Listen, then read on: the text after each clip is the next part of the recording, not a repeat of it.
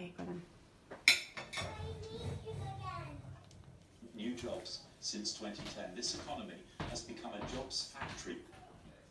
When challenged about a lot of new jobs being low paid, the Chancellor said he disagrees. So is Philip Hammond out of touch? Well, to answer this and more, I'm now joined by Ray Wilford.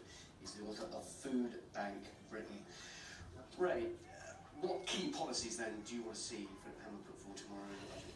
Well, I'd like to see him real investment in the NHS. I want him to get to grips with the council housing crisis, stop the right to buy, do something addressing the crisis of empty buildings that are in every street across the land. We also want a halt on universal credit, which is going to have a terrible impact on the poorest people in our community during the Christmas period.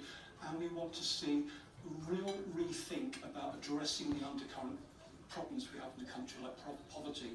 The Joseph Rowntree Foundation report this year highlighted the true cost of poverty, which is 78 billion. That's 78 billion we're told we don't have, and yet that is what the cost of poverty is in the UK. Universal credit is one issue you just mentioned.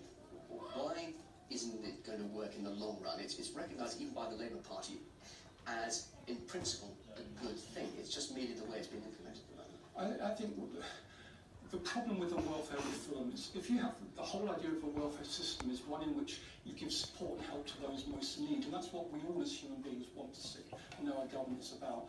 Unfortunately, with the government, the way it's implementing universal credit at Christmas, taking away money for 6 weeks from people who are the most poorest, who will need to feed their kids, buy presents for their kids, and heat their homes over the winter months, is not helping or giving the poorest a leg up. It's cruel and vindictive and mean at Christmas. What about the long term? Obviously we're talking about Christmas now, but you've written a book about Food Bank Britain. What we're seeing here now, this protest, in the long term, universal credit will get more people out of relying on benefits and into work. Indeed, even economic indicators suggesting, we know the fact that employment is a record high, and indeed wages are going up despite a slight squeeze by inflation. So will people be having to go to food banks to the great extent in the next few months or so after Christmas? What all economists seem to forget is that it's a false economy.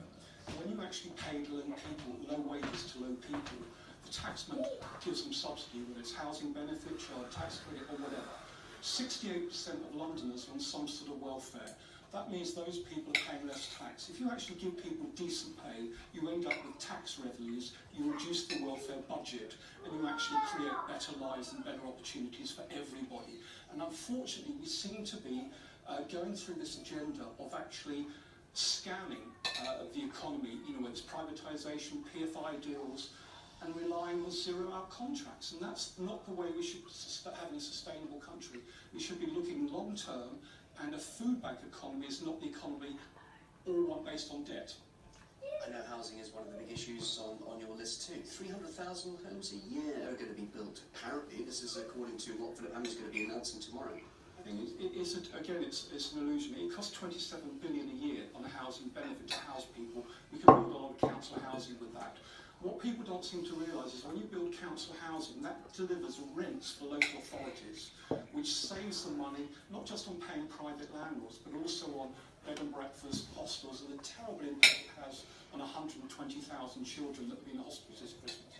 So we need to address those issues by investing not just in council housing, but cooperative housing, self-build, and also empty buildings. Ray, we've seen the demonstration, or the protest, I should say, tonight, based on the food bank theme. The government has actually said it's aware that people are getting very weary of austerity, although it does remind us we have to live within our means.